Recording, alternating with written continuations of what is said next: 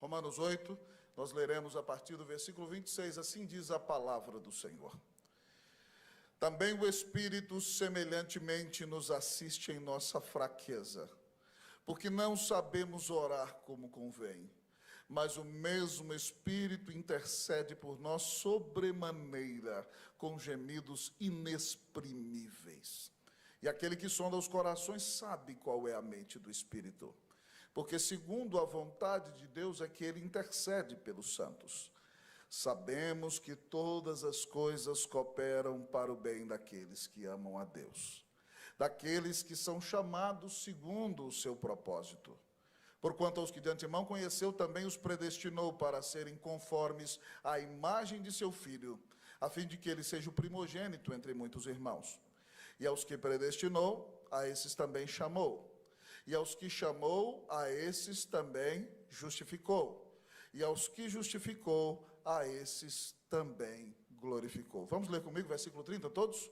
E aos que predestinou, a estes também chamou. E aos que chamou, a esses também justificou. E aos que justificou, a esses também glorificou. Oremos ao nosso Deus. Querido Deus, eterno Pai, toda glória seja dada ao teu nome, ó Deus Pai, Deus Filho, Deus Espírito Santo. Não há outro Deus além do Senhor. E nós te bendizemos pela alegria que temos de adorar-te, ó Deus, em espírito e em verdade. E agora, Senhor, que a palavra foi lida, ó Deus, ó Pai, e que estamos nesse momento ímpar do culto, nós queremos te pedir, ó Deus, que exaltes o teu nome, exaltes a ti mesmo, exaltes o nome de Jesus Cristo, nosso grande Redentor e Salvador. Por causa dele nós somos teus filhos amados. Ó grande Deus, que a presença graciosa do teu Espírito se perceba neste lugar, e que o Espírito aponte para Cristo e o exalte, porque essa também é a sua principal missão.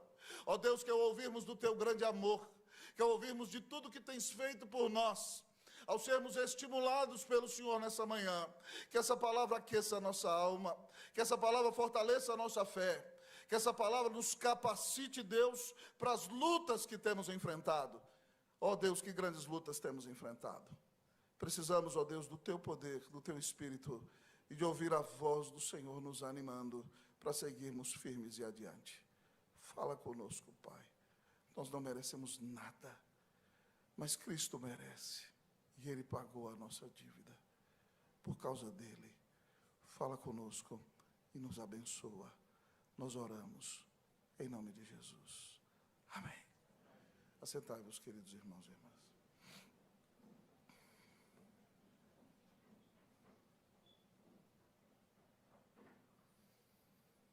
O sofrimento é inevitável. O grande C.S. Lewis, no seu livro Peso de Glória, diz que o sofrimento é um megafone de Deus, por meio do qual ele nos chama a atenção. Muitas vezes nós estamos displicentes, nós nos acostumamos com a nossa vida cristã, nós descansamos dos louros que temos alcançado, e de repente Deus nos visita com grande aflição, para que nós nos lembremos que sem o Senhor nós não somos nada. Imagine o megafone: ei, meu filho, você se esqueceu de me buscar como o maior amor da sua vida. Eu te mandei o sofrimento para que você se volte para mim.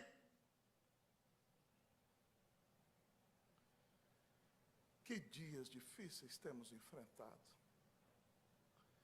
Dias de enfermidades, dias de luta, dias nos quais a Cracolândia se muda para a porta da nossa igreja. Dias nos quais o presbítero Eduardo está ali com sua digníssima. O povo de Pernambuco sofre tanto com as tragédias naturais. Que sofrida é a vida desse lado de cá do céu. Mas Paulo, nesse texto maravilhoso, começa dizendo para nós no versículo 18 que ele tinha certeza de que o sofrimento do tempo presente não podia ser comparado com a glória que havia de ser revelada em nós. Mas deste lado de cá do céu nós sofremos. E Paulo nos conta que a criação sofre. Ele diz no versículo de número 19 o seguinte: a ardente expectativa da criação aguarda a revelação dos filhos de Deus. Pois a criação está sujeita à vaidade, não voluntariamente, mas por causa daquele que a sujeitou. E aí ele diz, na esperança de que a própria criação será redimida do cativeiro da corrupção para a liberdade da glória dos filhos de Deus. E aí ele nos diz que a criação está gemendo, esperando o dia em que o Senhor voltará e nos dará um corpo glorificado. O versículo 22 diz, porque sabemos que toda a criação a um só tempo geme e suporta angústias até agora. A criação está gemendo. Essas próprias convulsões naturais que nós vemos demonstram o gemido da criação, esperando o dia do regresso de nosso Senhor. Mas não somente a criação geme, nós, filhos de Deus, gememos. O versículo 23 diz, e não somente ela, mas também nós que temos as primícias do Espírito, igualmente gememos em nosso íntimo, aguardando a adoção de filhos, a redenção do nosso corpo.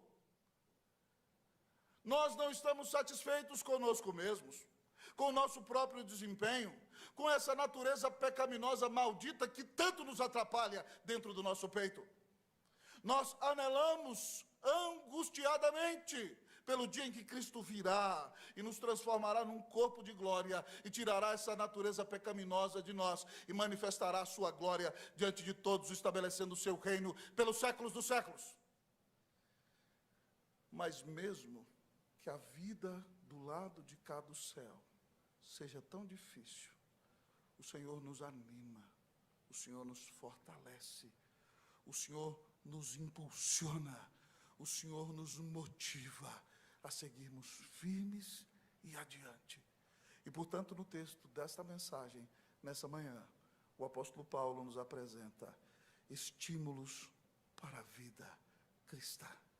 O Senhor não quer que você se desanime, o Senhor não quer que você se deprima, o Senhor não quer que você se entregue ao desânimo, mas Ele quer que você se mantenha firme, esperando o dia da sua vinda, enquanto Ele não vem, sendo uma grande bênção, vivendo para a honra e para a glória do nome de Cristo Jesus. Portanto, escancare hoje as janelas da mente, abertos deixe os portões do coração, porque o texto nos apresenta estímulos para a vida cristã. Enquanto Cristo não vem, o primeiro estímulo para a vida cristã que o texto nos apresenta é o auxílio do Espírito Santo. Pastor, quais são os estímulos para a vida cristã? Primeiro deles, o auxílio do Espírito Santo. Vamos ler, irmãos e irmãs, versículos 26 e 27. Eu lerei o 26, a igreja 27. Também o Espírito, semelhantemente, nos assiste em nossa fraqueza, porque não sabemos orar como convém. Mas o mesmo Espírito intercede por nós sobremaneira, com gemidos inexprimíveis. Vocês, 27.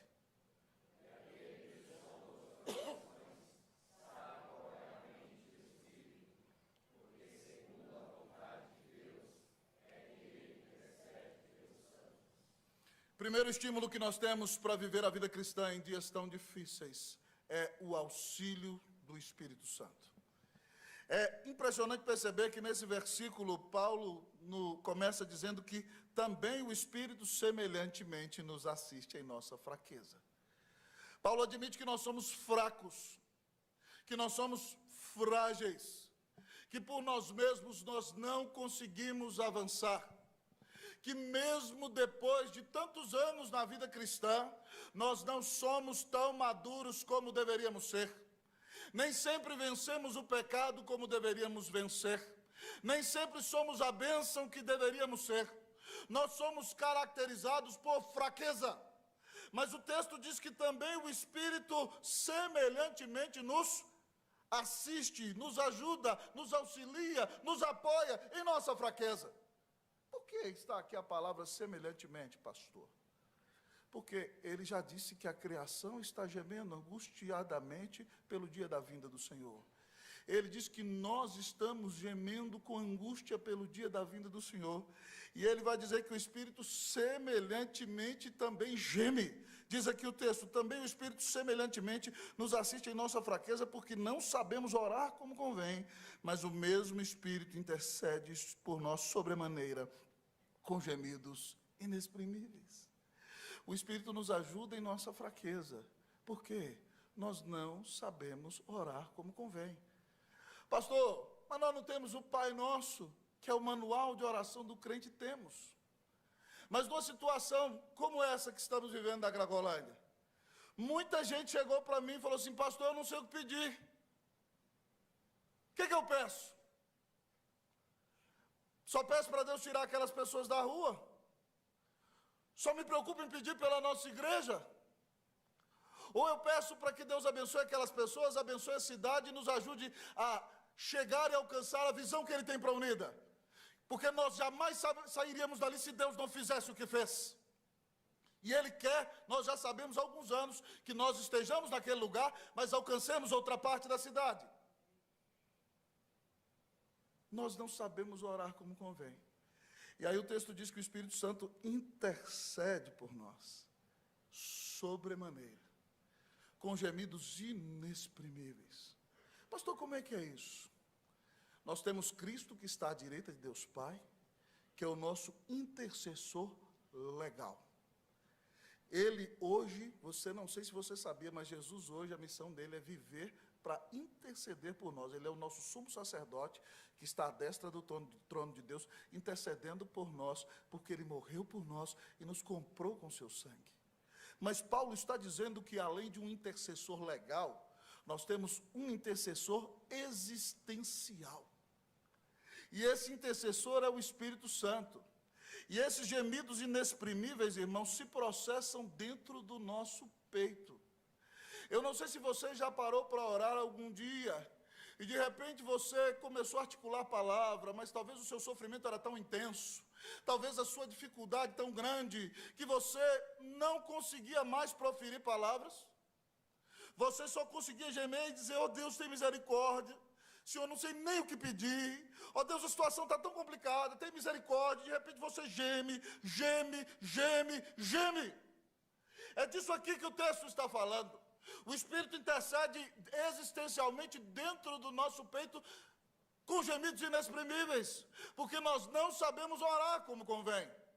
E aí nós podemos ficar tranquilos, porque ainda que nós não saibamos orar direito, o Espírito que intercede dentro do nosso peito, diz Paulo, intercede conforme a vontade do Pai, diz o versículo 27. E aquele que sonda os corações sabe qual é a mente do Espírito, porque segundo a vontade de Deus é que Ele intercede pelos santos. Muitas vezes você ora e pede algo e Deus responde totalmente o contrário, porque você não sabe como pedir. Mas o Espírito Santo então toma a sua oração errada e a depura, e dentro do seu peito geme corretamente. E apresenta a sua oração. E Cristo do lado do trono do Pai diz: Pai, eu morri por ele. Atende a oração do teu servo. Atende ao gemido do Espírito.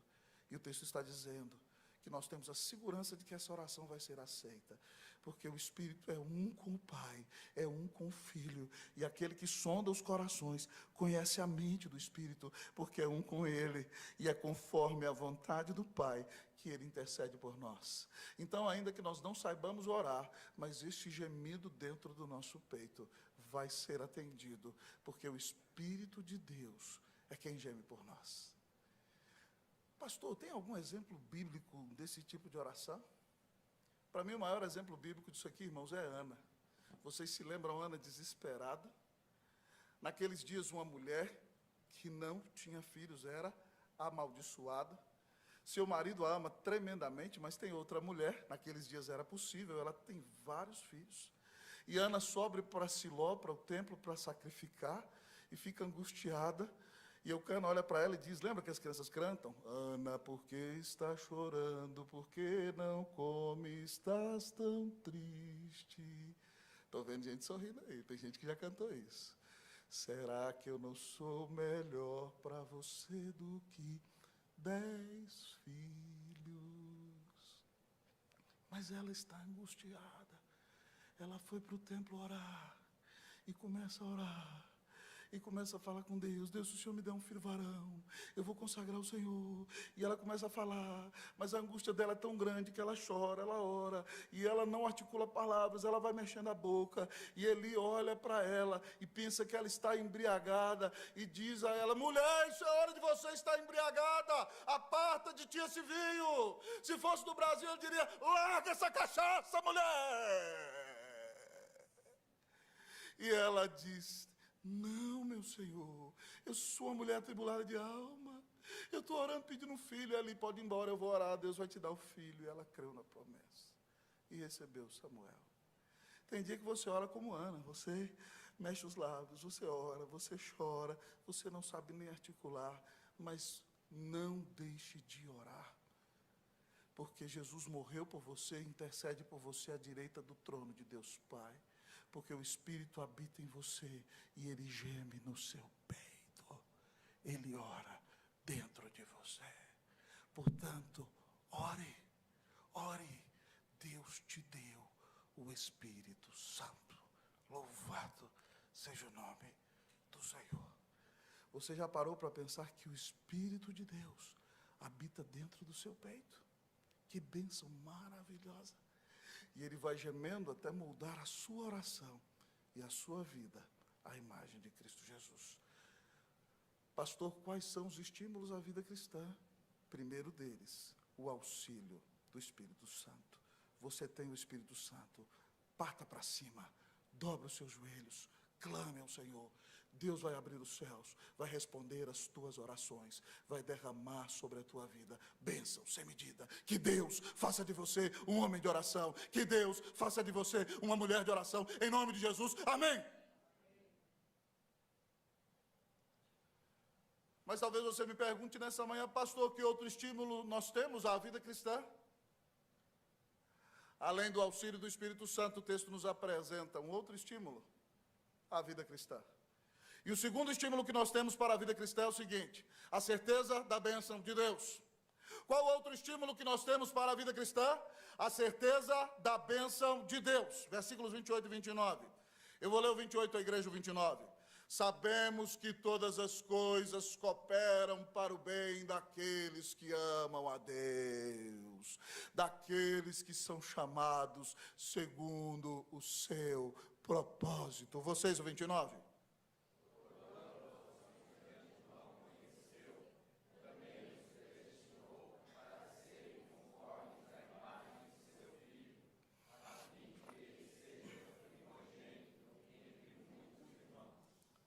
Paulo aqui, amados irmãos, começa o versículo de número 28 com o verbo sabemos.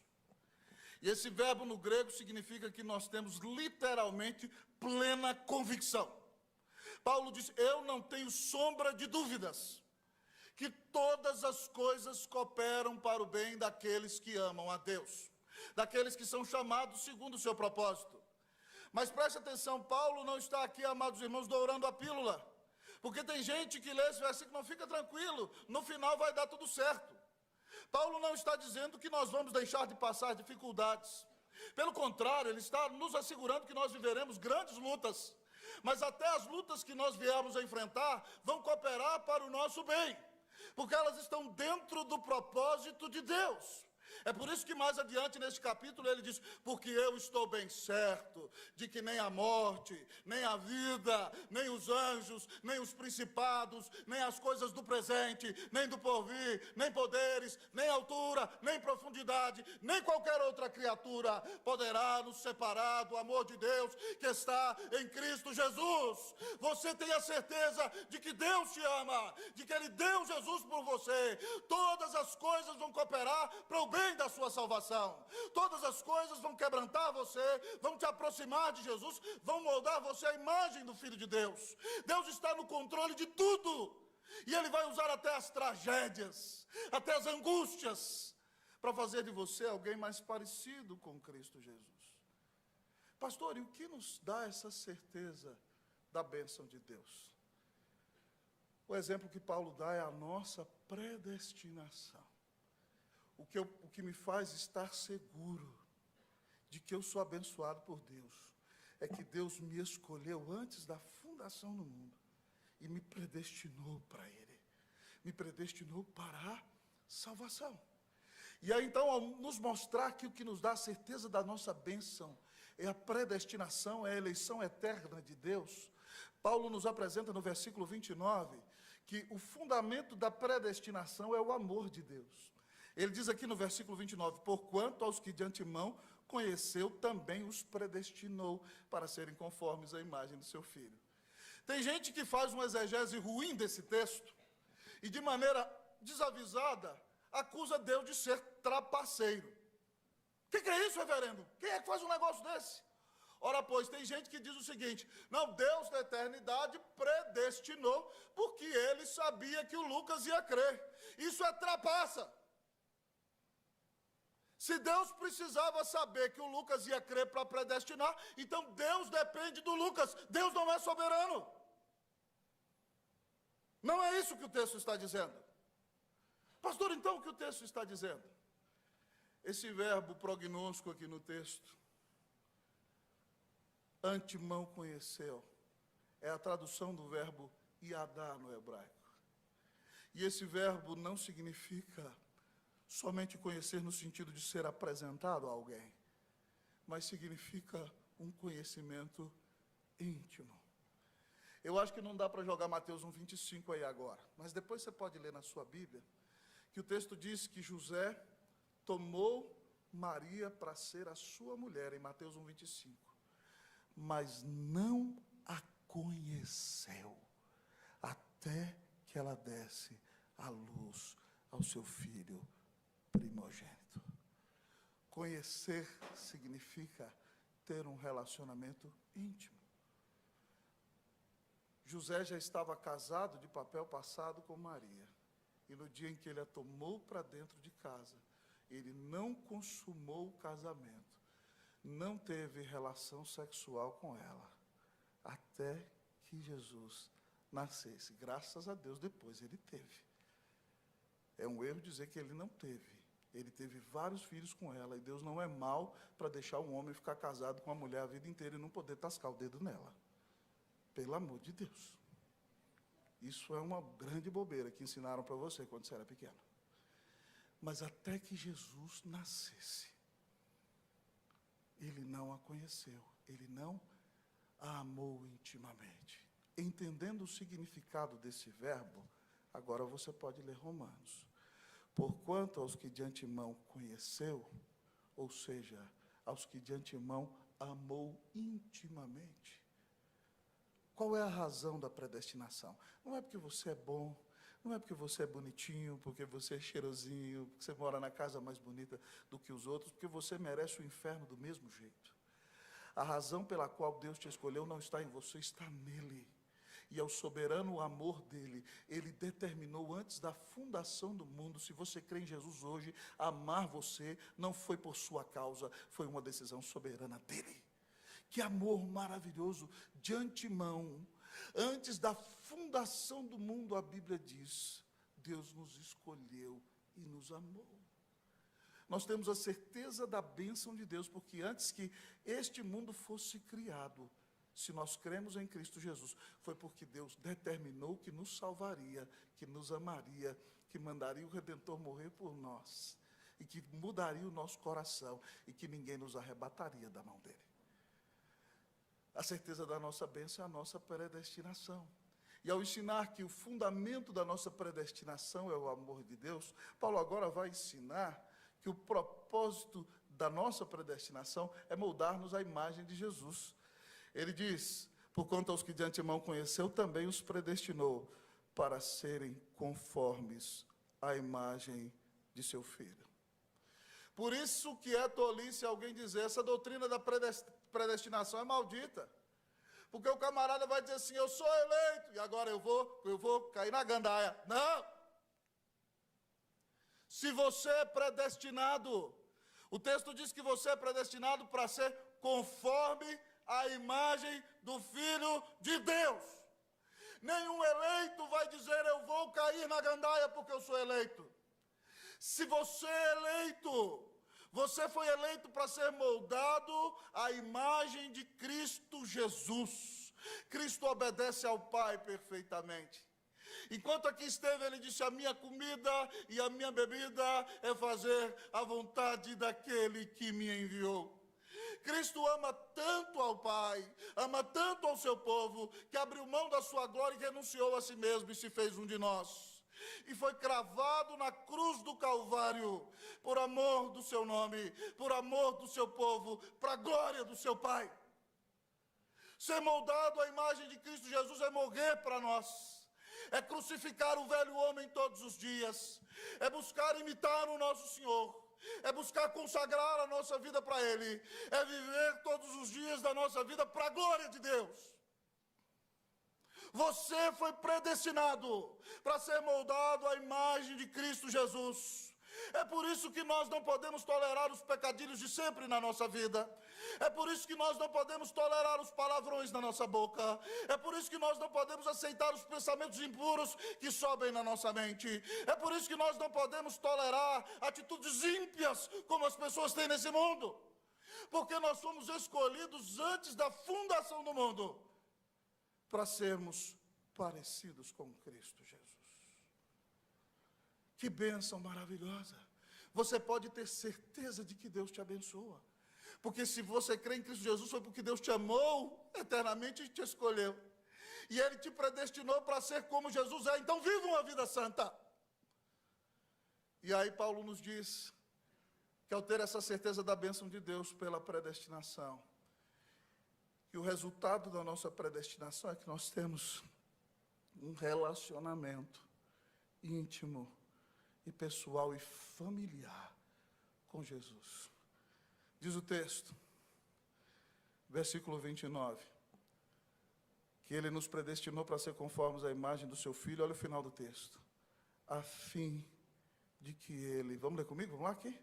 A fim de que Ele seja. Essa semana, reverendo Rodrigo e eu estávamos gravando a abertura do Verdade de Vida lá em Campinas. E de repente Deus trouxe esse texto à minha mente. E eu citei o texto. E eu fui impactado com lágrimas nos olhos. Eu olhei para o Rodrigo, no meio do programa. Ele também derramando lágrimas nos olhos. Sabe por quê? Gente, nós entramos para a família de Jesus. E olha o que o texto está dizendo. Jesus é Deus eterno, que se fez homem. Ele é meu irmão.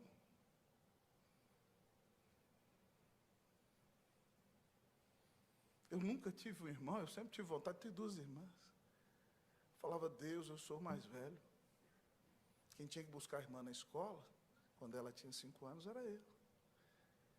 Quem, quando recebia salário, a irmã não tinha nada, dava um troquinho para a irmã, era o irmão. Eu falo, Deus, eu nunca tive um irmão. Não tive ninguém para cuidar de mim. Aí o texto vem para dizer que eu tenho um irmão. Que Ele deu a sua vida na cruz por mim. E Ele cuida de mim todos os dias da minha vida. Olha que bênção maravilhosa. Jesus é seu irmão.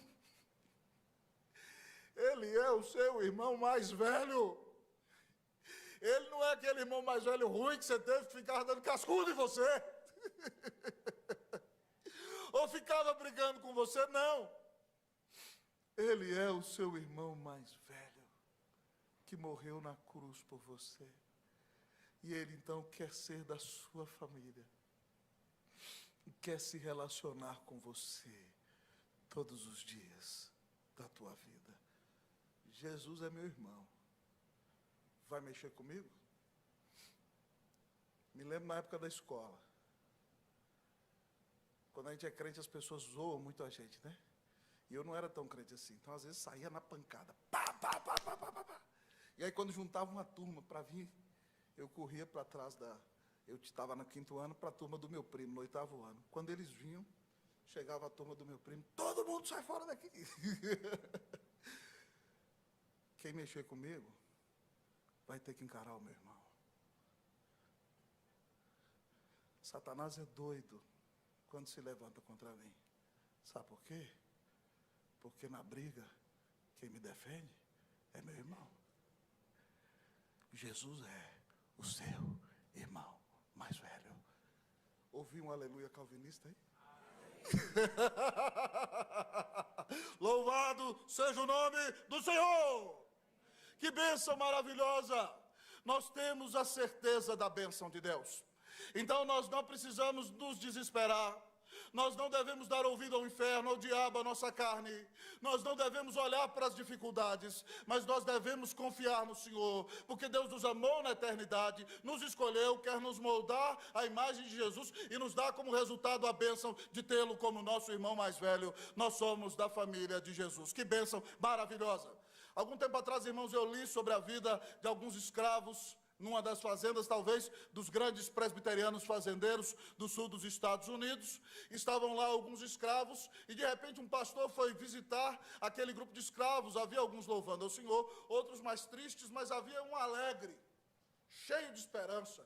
E ele andava airoso no meio dos outros escravos, e cheio de alegria, e adorava o Senhor. Então o pastor chegou para ele e perguntou: você está numa condição de cativo, por que você não está triste? Ele falou: você disse bem, pastor, eu estou na condição de cativo, mas eu vim de um grande reino lá na África, onde meu pai é o rei, e aqui eu criei em Jesus. E eu, ainda que esteja na condição de cativo, eu não sou escravo, eu sou um príncipe, eu sou filho de um rei. Entenda bem, o diabo quer mostrar para você, dizer que você é um coitadinho, quer relembrar os seus horríveis, feios e tristes pecados e dizer que você não é nada. Mas você pode dizer: eu fui comprado pelo sangue do Cordeiro, e ainda que eu viva nesse mundo que há uma aparência de condição de cativo, eu sou um príncipe, eu sou filho de um rei, eu vou reinar eternamente com Cristo Jesus. Toda glória seja dada ao nome do Senhor. Você está animado na sua carreira cristã? Você está cheia de esperança, minha irmã, na sua vida cristã? Ainda que a tragédia bata a sua porta, meu querido irmão, você se alegra no Senhor, mesmo no dia da dificuldade? Hoje o Senhor quer tirar todo o desânimo do seu coração. Hoje o Senhor quer arrancar essa atitude deprimida do seu peito. Hoje o Senhor quer dar a você estímulos preciosos para a vida cristã. O primeiro deles, o auxílio do Espírito Santo. O segundo, a certeza da bênção de Deus.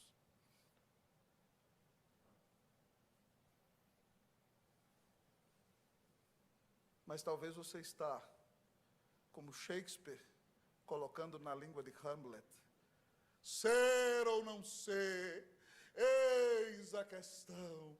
Pastor, qual é a pergunta existencial do sermão? Qual é o estímulo para a minha vida como cristão? Em último lugar, o texto nos apresenta a nossa posição. O último estímulo para a vida cristã é a nossa posição em Cristo Jesus. A nossa posição em Cristo Jesus. Quem está anotando aí, pegou os 3 pontos, né? A nossa posição em Cristo Jesus. Vamos ler versículo 30, queridos irmãos e irmãs? Todos vamos lá? E aos que predestinou, a esses também chamou. E aos que chamou, a esses também justificou. E aos que justificou, a esses também glorificou. Que bênção maravilhosa. Paulo aqui faz o cordão de ouro da nossa salvação. São correntes que, partes de um cordão que vão fazendo uma corrente inquebrantável. Cada dente dessa corrente não se pode separar. Ele já nos disse que Deus nos amou. Então, porque você é amado, você creu em Jesus e foi salvo. E aí, então, na eternidade, por sua decisão soberana, Ele predestinou você. Você já ouviu isso. Você não foi escolhido por sua causa, porque você seria melhor do que qualquer pessoa, porque você é muito pior e você sabe disso. Foi só por causa da decisão soberana do próprio Deus. Ele predestinou você para a salvação. Você é predestinado, entenda a sua posição em Cristo. Mas além de predestinado, Paulo diz que você é chamado. E aos que predestinou, a esses também chamou. Pastor, mas nem todo mundo é chamado. Nós não dizemos, nós pregadores que vamos por aí: pecadores, se arrependam, venham a Cristo Jesus. Jesus diz: vinde a mim todos os que estáis cansados e sobrecarregados, e eu vos aliviarei. Nós chamamos muitas pessoas, E as pessoas podem rejeitar o nosso chamado. Mas quando o Espírito Santo usa as palavras que pregamos para chamar no coração, ninguém resiste à chamada do Espírito Santo. Essa é a doutrina tão clara para nós, chamada de vocação eficaz, ou de graça irresistível.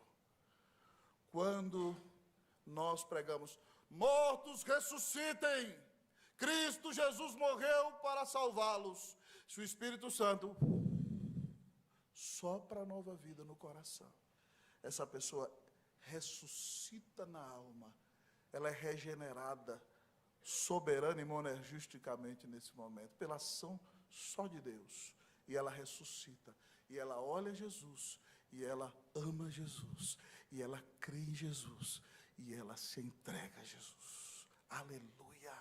É a ação de Deus. Se você crê, é porque o Espírito Santo te chamou lá dentro. Você foi tocado, impactado, trazido pela graça irresistível de Jesus. O chamado dos homens pode ser rejeitado, o chamado do Espírito Santo não pode ser rejeitado, e ninguém quererá rejeitá-lo. Depois, então, de experimentar a bênção da predestinação, você é predestinado, você é chamado. Quando você crê, no momento em que você crê, então Deus no seu tribunal bate o martelo, dando a sentença: eu te declaro justo pela fé no meu Filho Jesus Cristo. E agora você recebeu a sentença, você não tem dívida nenhuma. Toda a sua dívida foi quitada. E agora foi colocada na sua conta no banco eterno celestial, toda a justiça de Cristo a seu favor. Você nunca vai poder gastar esse saldo. Você foi perdoado. Você está livre. Louvado seja o nome do Senhor. Você é predestinado, você é chamado. O texto diz que você é justificado. Mas o apóstolo continua a nos dizer que aos que predestinou, esses também chamou, aos que chamou, esses também justificou, e aos que justificou, a esse também glorificou. Espera aí, velho. Isso aqui é o exemplo de algo no Antigo Testamento que nós chamamos de perfeito profético. É a maneira de Deus ver as coisas. Ainda que eu e você estejamos conscientes de todos os nossos tropeços, de todas as nossas lutas, de todos os problemas que nós enfrentamos neste mundo, preste atenção, Deus já olha para você, uau, como glorificado. Deus já olha para você, porque o que Ele decidiu no passado, já está decidido e nada vai impedir. Então Deus já vê você, como Ele vê você no dia em que Ele vai consumar a sua redenção, e você terá um corpo de glória como Jesus tem. A Bíblia diz que o rosto dele resplandece como o sol na sua força, ele tem o cabelo branco como alva lã, ele tem um cinturão glorioso e muito bonito, ele refulge como bronze em chamas, a sua voz é voz de muitas águas, você terá um corpo glorificado como Jesus tem. E ainda que você não veja, e ainda que você só veja problemas, aflições, lutas, tragédias, Deus já olha para você e já vê você como um glorificado. É mais ou menos, irmãos, como o que aconteceu no nosso país. Dom Pedro I foi a coqueluche do Brasil, na época da libertação do nosso país. Mas por causa de um temperamento incontrolável, de um sério problema de caráter, de trair sua mulher com qualquer uma que passasse na frente, e por problemas de falta de habilidade política, ele foi obrigado a ir embora do Brasil. E quando ele foi embora, foi muito triste, porque ele deixou o seu pequenino Pedro, um menino que tinha perdido a sua mãe, que foi criado por regentes, que viveu uma vida deprimida durante muito tempo da sua existência. Ele ficou, porque ele seria o rei do Brasil.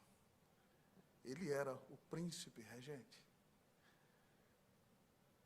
Mas como ele ainda era menino, o Brasil foi governado por outras pessoas naquela época.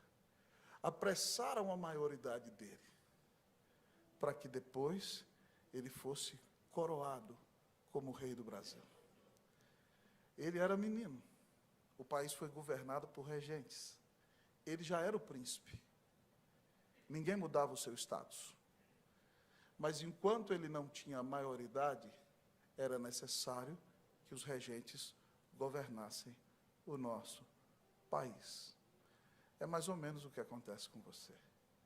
Você já é príncipe, mas você ainda não amadureceu. Quando o Senhor te promover à maioridade, então você vai receber o corpo de glória que é seu e reinará eternamente com Cristo Jesus. Mas não esqueça, você já é príncipe, você é filho do rei, você só está esperando o dia de assumir o trono. Louvado seja o nome do Senhor. Você é predestinado, chamado, justificado e glorificado. Então dependa do Senhor. Confie no Senhor. Aguce a sua imaginação cristã. É isso que Paulo está nos chamando a fazer. É por isso que alguns dos grandes autores, que são autores de ficção no século XX, são cristãos. Eu não sei se você sabia, quem escreveu as Crônicas de Nárnia foi C.S. Lewis. E ele retrata muito do reino de Deus nas Crônicas de Nárnia. Eu estou sabendo de alguns irmãos que estão escandalizados aí com o nosso programa Teoria da Inspiração, feito pelo nosso pastor Alexandre Antunes, pelo Dirley e pelo Parra. Tolkien era um cristão. E ele narra a batalha do reino de Deus contra a batalha do reino do inferno. Parece muito forte, mas o propósito dele é mostrar a glória e o poder de Deus quando escreve. E esses homens beberam de Paulo, que está nos dizendo que para que nós sejamos cristãos firmes, nós temos que exercer a nossa imaginação. Reconhecer que nós somos predestinados, chamados, justificados e glorificados. Se você entende isso, ninguém para você. Preste atenção, se você entende isso, ninguém para você. Homens não param você. Diabos não param você. O pecado não para você. Ninguém para você. Nós que somos presbiterianos, muitas vezes lidamos em concílio. Uma vez eu passei por uma experiência maravilhosa. Eu estava num concílio, todo mundo discordou de mim. Mais de 20 foram para a fila, bateram em mim até não ter mais aonde. Eu fiquei olhando e falei, que bênção maravilhosa. É doido esse homem. Nada disso me deprime. Nada disso afeta a minha fé. Nada disso tira a minha alegria, a minha esperança. Por quê, meus irmãos? Minha alegria não pode estar na posição que eu ocupo num concílio. Não pode estar no fato de que pessoas concordem ou discordem da minha opinião. A minha alegria tem que estar no que Cristo fez por mim. Então é bom quando Deus coloca a gente para levar umas pancadas, para a gente entender que essas pancadas não fazem nada conosco, porque nada, exatamente nada, poderá nos separar do amor de Deus que está em Cristo Jesus. Ninguém muda o coração do Senhor para contigo. Onde está a sua segurança? Está no saldo da sua conta bancária? Está nas circunstâncias do tempo? Está na sua saúde? Está na maneira em que as pessoas te tratam. Se estiver em qualquer uma dessas coisas, prepare-se, porque Deus vai destruir tudo isso. Porque o Senhor não divide na tua vida o lugar dele com ninguém. Para que a sua segurança não esteja em você, não esteja em pessoas, não esteja neste mundo. A sua segurança tem que estar em quem você é, em Cristo Jesus, naquilo que ele fez por você. Ao final dessa mensagem, eu quero lhe perguntar: como você tem vivido a vida cristã?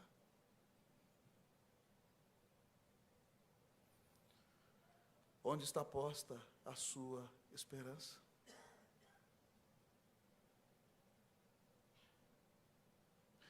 Mesmo que tudo esteja dando errado, você está animado para seguir a Cristo Jesus?